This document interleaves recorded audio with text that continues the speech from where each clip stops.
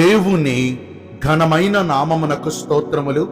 ఈ వాగ్దానమును వింటున్న మీకందరికీ మన ప్రభువును ప్రియ రక్షకుడైన యేసుక్రీస్తు నామములో శుభములు, మా హృదయపూర్వకమైన వందనములు. ఈరోజు మీ కొరకైన దేవుని వాగ్దానము యెషయా గ్రంథము 52వ అధ్యాయము 12వ వచనము. యెహోవా మీ ముందర నడచును. మంచి దేవుడైన యేసయ్య ఈ మంచి వాగ్దానమును నిశ్చయముగా నేడు మనందరి వినికిడిలో నెరవేర్చునుగాక. ఆమేన్.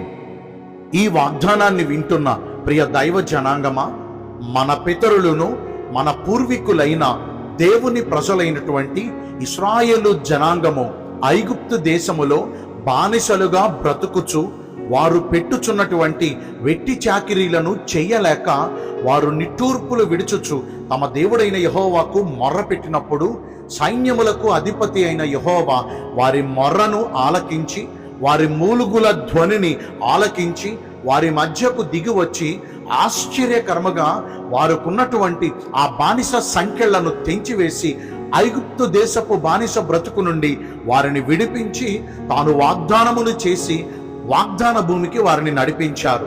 ఇశ్రాయేలీలు ఐగుప్తు దేశపు చెర నుండి వాగ్దాన భూమికి నడవటానికి వారికి పట్టిన సమయము 40 సంవత్సరాలు. ఈ 40 సంవత్సరాల ప్రయాణములో ఇశ్రాయేలీయులకు మార్గ మధ్యములో ఎన్నో ఆటంకాలు ఎదురయ్యాయండి, ఎన్నో అభ్యంతరాలు ఎదురయ్యాయండి. కొన్ని సందర్భాలలో వారు దారి తెలియక అక్కడక్కడే తిరుగుచూ ఎన్నో ఇబ్బందులకు గురయ్యారు. అయినప్పటికీ వారి ప్రయాణము ఎక్కడా ఆగిపోకుండా ముందుకు కొనసాగుతూనే వచ్చింది. ఎన్ని అభ్యంతరాలు ఎదురైనా, ఎన్ని ఆటంకాలు ఎదురైనా వారి త్రోవ సరళము చేయబడుతూనే వచ్చింది. చూడండి, ఎర్ర సముద్రము దాటి అవతల ఒడ్డుకు వచ్చారు. ఒక సముద్రము దాటి అవతల ఒడ్డుకు రావటం అంటే ఆశ్చర్యం కదా. కొండలు దాటారు, లోయలు దాటారు, ఎడారులు దాటారు, అరణ్యము దాటారు. ఎన్ని అద్భుత కార్యాలు ఇశ్రాయేలీల పట్ల దేవుడు జరిగించారు. మార్గమధ్యములలో తమ చుట్టూ శత్రువులు చుట్టుముట్టినప్పుడు ఆ శత్రువుల బారి నుండి ప్రభు వారిని విడిపించారు. అది ఆశ్చర్యకరమే. యుద్ధము చేయకుండానే శత్రువు చేతుల నుండి వారు విమోచించబడ్డారు. ఇక వారికి దప్పిక ఎదురైనప్పుడు బండలలో నుండి, ఎడారులలో నుండి ఆశ్చర్యకరముగా ప్రభు వారికి నీటి ఏరులను రప్పించారు. అలాగే వారికి ఆహారము కావలసి వచ్చినప్పుడు పరలోకము నుండి దేవదూతలు భుజించే మన్నాను వారి కొరకు కురిపించారు. ఆశ్చర్యకరంగా వారికి మాంసము కావలసి వచ్చినప్పుడు పూరేళ్ల వర్షమును వారి కొరకు కురిపించారు. ఇలా 1-2 40 సంవత్సరాల వారి ప్రయాణములో ప్రతిరోజు వారి జీవితాలలో వారు ఎన్నో ఆశ్చర్యాలు, ఎన్నో అద్భుత కార్యాలు వారి కళ్ళారా చూచారు.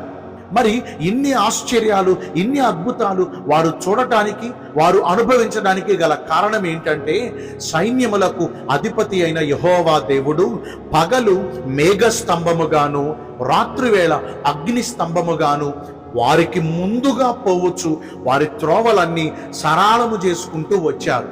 చూడండి, ఆయన వారికి ముందుగా ఉన్నారు కాబట్టి, వారికి ముందుగా నడిచారు కాబట్టి ఇశ్రాయేలీయులు ప్రతిరోజు ఒక అద్భుత కార్యాన్ని చూస్తూ ఉండేవారు. మరి అలనాడు ఇశ్రాయేలీయుల ముందర నడిచి వారికి అద్భుత కార్యాలు చేసిన దేవుడు ఈ రోజున మనకు ముందుగా పోవచ్చు మన జీవితాలలో అద్భుతాలు చేయలేరా? ఇశ్రాయేలునకు కాపరియు, సైన్యములకు అధిపతి అయిన యెహోవా దేవుడు మనకు ముందుగా పోవచ్చు. మెట్టగానున్న స్థలములన్నిటినీ సరళము చేసి ఇత్తడి తలుపులను పగులగొట్టి ఇనప గడియలన్నిటినీ ఆయన విరగగొట్టి మన త్రోవలన్నిటినీ సరళము చేస్తారు.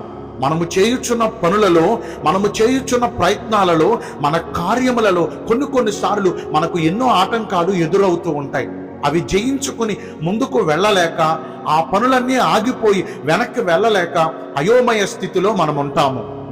కానీ ఈరోజు ఈ వాగ్దానము ద్వారా మనకు ఎంత ధైర్యాన్ని ఇస్తున్నారో చూడండి. దేవుడు మనకు ముందుగా పోవచ్చు, ఆయన మన పనులన్నిటినీ చక్కబరుస్తారు.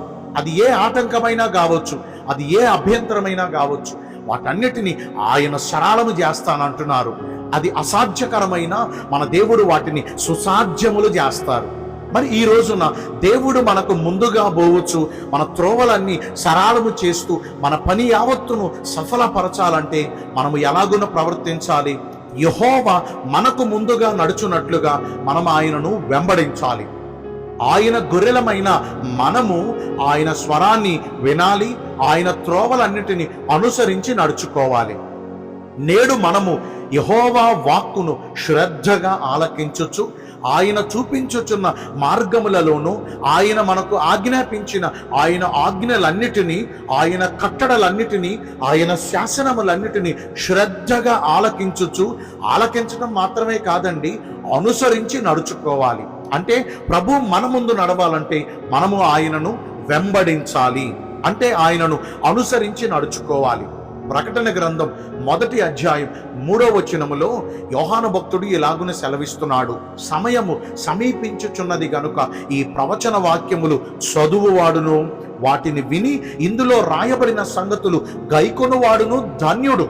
గైకొనుట అనగా అనుసరించి నడుచుకొనుట.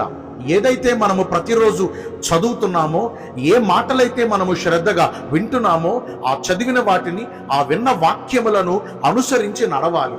అసలు భక్తి అంటే అనుసరించి నడవటంలోనే ఉంటుందండి. వినాలి, నడవాలి, వినాలి, నడవాలి. నడిచినప్పుడే కదా దేవుడు మన ముందు వెళతా ఉంటారు, ఆయనను మనము వెంబడిస్తూ ఉంటాము. ఏమండి, ఆయనను వెంబడించేవారు చీకటిలో నడువక జీవపు వెలుగును కలిగి ఉంటారండి.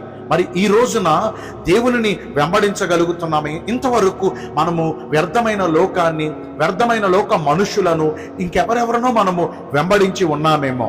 ఎవరెవరనో మనము రోల్ మోడల్గా తీసుకుని, మార్గదర్శులుగా తీసుకుని వారిని ఫాలో అయ్యామేమో.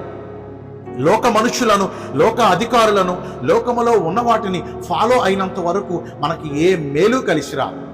అదే ప్రభువుని ఆశ్రయించి ప్రభువుని వెంబడించామనుకోండి, మనకంతా దీవెనకరమైన జీవితమే కనబడుతుంది. మరి ఈ రోజు నుంచి ప్రభు మనకు ముందుగా నడిచి అద్భుత కార్యాలు జరిగించినట్లు ఈ రోజు నుంచే ఆయనను వెంబడిద్దామా? అంటే ఆయన ఆజ్ఞలన్నిటినీ అనుసరించి నడుచుకుందామా? దేవుడు ఈ కొద్ది మాటలు మనందరి వినికిడిలో దీవించి ఆశీర్వదించునుగాక.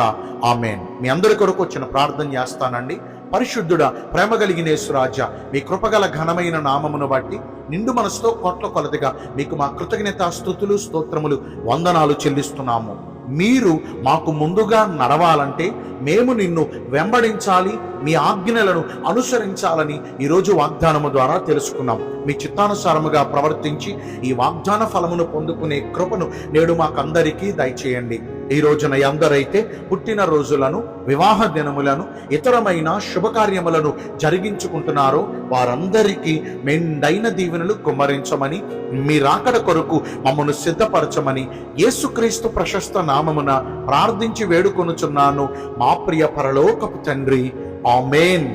మే God bless you all. Thank you.